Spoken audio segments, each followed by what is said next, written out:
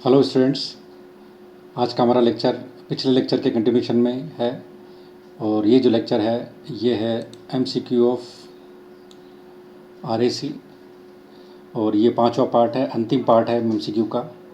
और मैंने 5 पार्ट, तो ये है एक साइक्रोमेट्रिक एमसीक्यू। मैंने तो 6 पार्ट में मैंने आपको पूरी आरएसी के एक प्रयास किया कि एमसीक्यू कैसे सोल्व करने हैं, आपको कैसे आप बेहतर तरीके से इसके रिजल्ट पर पहुंच सकते हैं कि करेक्ट आंसर कौन सा होगा।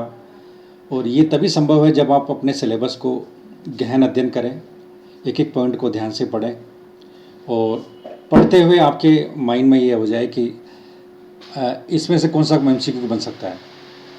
पढ़ते टाइम आपको लग जाएगा कि इसमें ये एमसीक्यू इंपॉर्टेंट हो सकता है, ऐसे एमसीक्यू बन सकते हैं।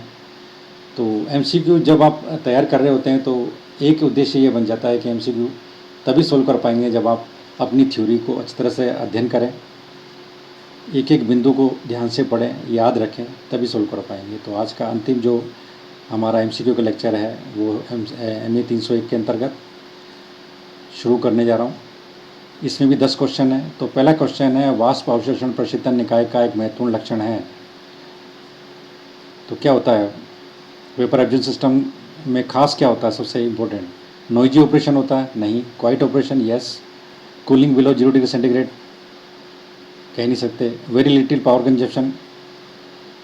बिल्कुल इससे रिलेटेड नहीं है ये। तो इसका जो करेक्ट आंसर है वो है बी, क्वाइट ऑपरेशन।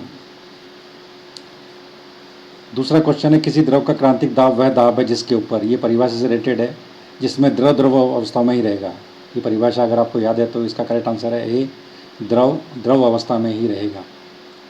तीसरा क्वेश्चन है, बेल कोलोमेन चक्र वास्तव में है। तो बेल कोलोमेन साइकिल जो है वेपर कंप्रेशन रेफ्रिजरेशन साइकिल पर बेस्ड है। Vapour compression refrigeration cycle Bell Coleman cycle के ऊपर बेस्ड होती है, रिवर्स बेल कोलोमेन साइकिल, जिसको बेल कोलोमेन 2 साइंटिस्ट थे उनके नाम पर है ये। और ये एग्जैक्टली रिवर्स्ड जूल या ब्रेटन साइकिल की रिवर्स साइकिल है ये। जूल साइकिल, ब्रेटन साइकिल जो आपने आईसी इंजीनियरिंग पढ़ी उसकी रिवर्स साइकिल अगर कर दें आप तो ये बेल कोलोमेन साइकिल हो जाएगी। तो करेक्ट आंसर इसका है सी, रिवर्स जूल या ब्रेटन साइकिल को हम बेल कोलोमेन साइकिल भी कहते हैं। यदि किसी गैस का द्रवीकरण किया जाना हो, लिक्विफिकेशन करना हो, अगर कोई गैस है उसको लिक्विड में चेंज करना हो तो उसका तापमान होना चाहिए। तो इसका करेक्ट आंसर होता है क्रांतिक तापमान के बराबर। जब गैस का तापमान क्रांतिक तापमान के बराबर होगा तो ही उसको हम लिक्विड में चेंज कर सकते हैं। तो करेक्ट आंसर है बी। पांचवा क्वेश्चन है, किसी प्रशीतन मशीन की क्षमता को व्यक्त किया जाता है। तो ये इंट्रोडक्शन में ही हमने पढ़ लिया था कि प्रशीतन मशीन की क्षमता जो होती है उसको टन से प्रदर्शित करते हैं हम। टन की परिभाषा भी आप पढ़ेंगे, इसमें आपने परिभाषा भी याद कर ली होगी। तो करेक्ट आंसर है इसका टन से। किस प्रशीतक का उपयोग द्वितीयक प्रशीतक के रूप में एक आइस प्लांट में किया जाता है? तो जैसा कि आपको पता है आइस प्लांट की स्टडी में या डिटेल थ्योरी पढ़ने के टाइम आपने देखा होगा कि इसमें 2 रेफ्रिजरेंट काम में लेते हैं। एक होता है अमोनिया जो प्राइमरी रेफ्रिजरेंट है और सेकेंडरी रेफ्रिजरेंट के रूप में काम में लेते हैं हम ब्राइन सोल्यूशन को। तो ब्राइन घोल, नमक पानी के घोल को हम ब्राइन सोल्यूशन कहते हैं। तो secondary refrigerant brine solution correct answer है। एक वाष्प संपीड़न चक्र में प्रसारण वाल्व के ठीक बाद प्रशीतक होता है।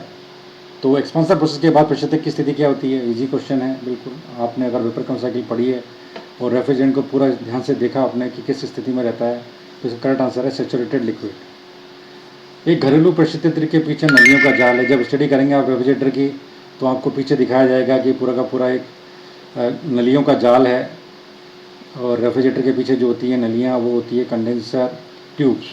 तो करेक्ट आंसर है कंडेंसर।